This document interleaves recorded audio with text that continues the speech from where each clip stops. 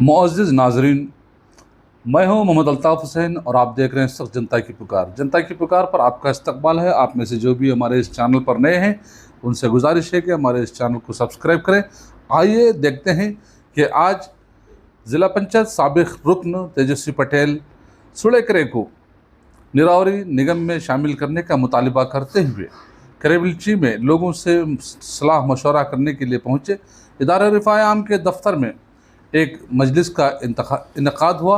इस मौके पर साबिक़ मंडल पंचायत प्रधान मुश्ताक अहमद, करेबिलची जामे मस्जिद के मुतवल्ली एजाज़ बेग, इदारा रिफ़ाए आम के साबिक़ सदर असलम परवीज़, इदारा रिफ़ाए आम के सेक्रेटरी उबैदुर्रहमान, अतीक़ुर्रहमान, मोहम्मद शमशुद्दीन, ग्राम पंचायत रुकन मोहम्मद अनवर हुसैन, अशरफ अब्दुल और दीगर अहबाब मौजूद रहे।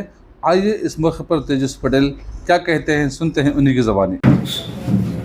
2008 ಭದ್ರಾ ನಾಲೆಗಳ ಆಧುನೀಕರಣಗೊಳ್ಳೋ ಸಮಯದಲ್ಲಿ ಭದ್ರಾ ಅಚ್ಚುಕಟ್ಟು ವ್ಯಾಪ್ತಿ ಎಲ್ಲ ಯೋಜನೆಗಳು, ಭದ್ರಾ ಯೋಜನೆ ಸೇರಿ ಎಲ್ಲ ಯೋಜನೆಗಳನ್ನ ಕರ್ನಾಟಕ ನೀರಾವರಿ ನಿಗಮಕ್ಕೆ ವ್ಯಾಪ್ತಿಗೆ ಸೇರಿಸಲಾಯಿತು. ಆದರೆ ಅವತ್ತಿನಿಂದ ಈವರೆಗೂ ಸುಳ್ಳೆಕೆರೆನ ಕರ್ನಾಟಕ ನೀರಾವರಿ ನಿಗಮದ ವ್ಯಾಪ್ತಿಗೆ ಸೇರಿಸಿಲ್ಲ. ಈ ಕಾರಣದಿಂದ ಸುಳ್ಳೆಕೆರೆ ಅಚ್ಚುಕಟ್ಟಿನಲ್ಲಿ ಯಾವುದೇ ಸಣ್ಣ ಕಾಮಗಾರಿಯಿಂದ ದೊಡ್ಡ ಕಾಮಗಾರಿ ಕೈಗೊಳ್ಳಲಿಕ್ಕೂ ತುಂಬಾ ಕಷ್ಟ ಆಗಿದೆ.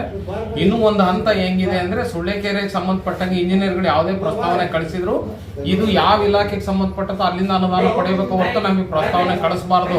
ಒಂದು ವೇಳೆ ನೀವೇನಾರ ಕಾಮಗಾರಿ ಕೈಗೊಂಡ್ರೆ ನೀವೇ ಜವಾಬ್ದಾರರು ಅಂತ ನೀರಾವರಿ ನಿಗಮದಿಂದ ಇಂಜಿನಿಯರ್ಗಳಿಗೆ ತಾಕೀತು ಮಾಡ್ತಾ ಇದ್ದಾರೆ.